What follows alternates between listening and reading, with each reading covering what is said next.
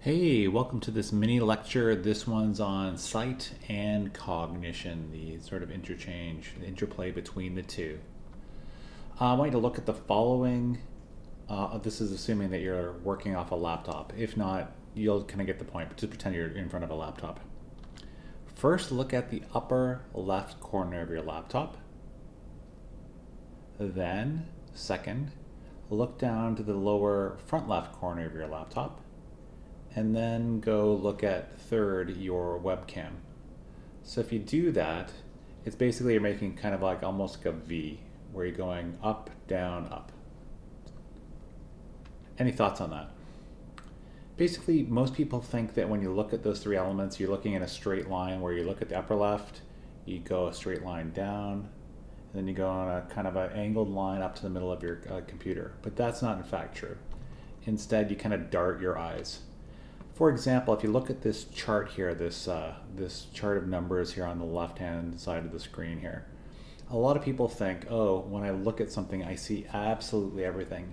Instead, so say if you're looking at this chart again on the left, you're only really seeing the numbers where you're directly focused on. So as you see there, you can see 22.7%, 24.5, and 26.7.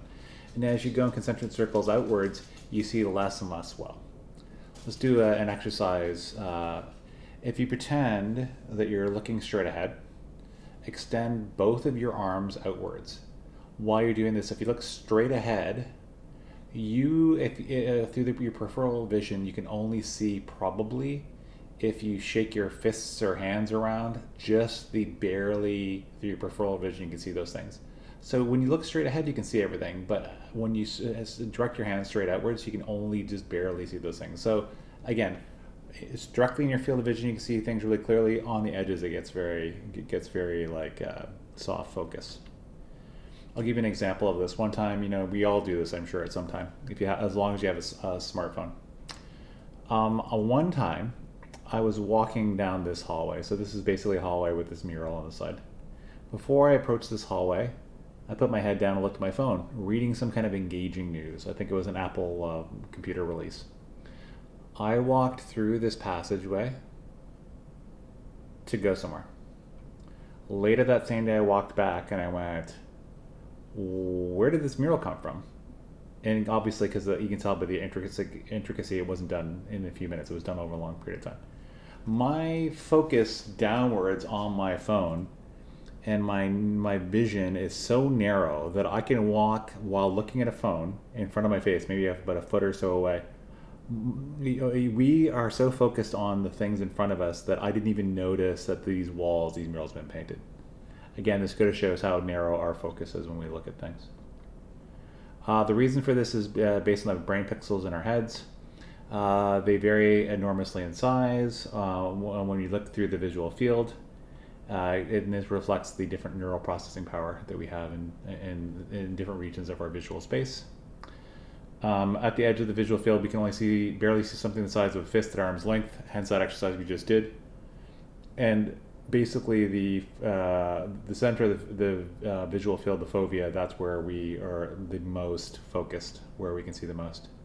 And as the very bottom of the screen and the text says, over half of our visual processing power is concentrated in a slightly larger area called parafovea. So basically just that little middle part is where most of our visual processing power comes and our neural processing power comes. Given that, you really, when you're designing your visualizations and making them and creating them, you want to think about different things that pop out. And these basic pop-out channels, there's four main ones: color, elementary shape, motion, and spatial grouping.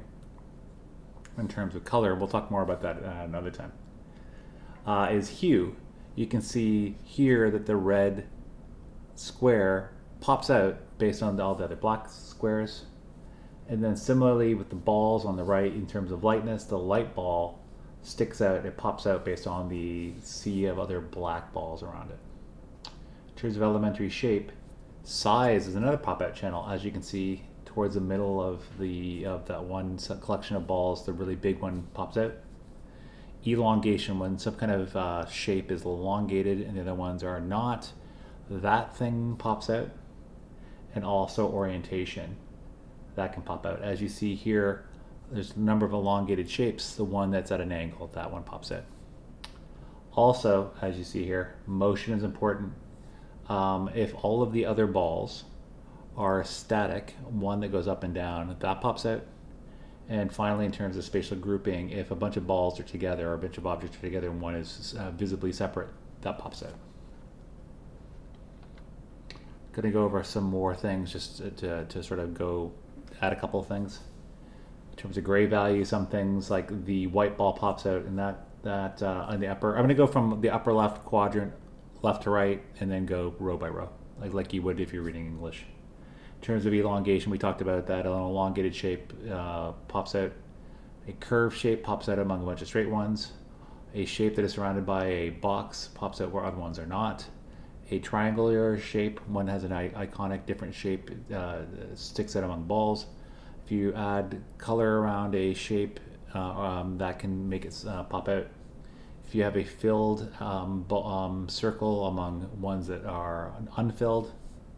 If you have something that's sharp as the ball in the upper left and that's kind of pink, and then the one that's green in the kind of the middle, slightly right of the center, that sharpness helps it pop out. If you provide a cast shadow or a drop shadow as that one with the gray, that pops out. If you have one thing that's convex and the other ones are concave, that pops out. If everything is sharp in terms of vertices, one that's not pops out. If you have a joined line, that pops out where other lines are straight, although the angles are different. If a bunch of things are aligned and you have one or two things misaligned, that helps it pop out. If you have a element that is blinking and other ones are not, that pops out. If you have one thing in a direction of motion that's different than the other direction of motion, that pops out. And finally, if you have something that's going down in terms of its phase or motion, that pops out when all the other, most if not all the other ones are going up. That was a basic introduction to sight and cognition. I look forward to seeing you in our next mini lecture. Take care.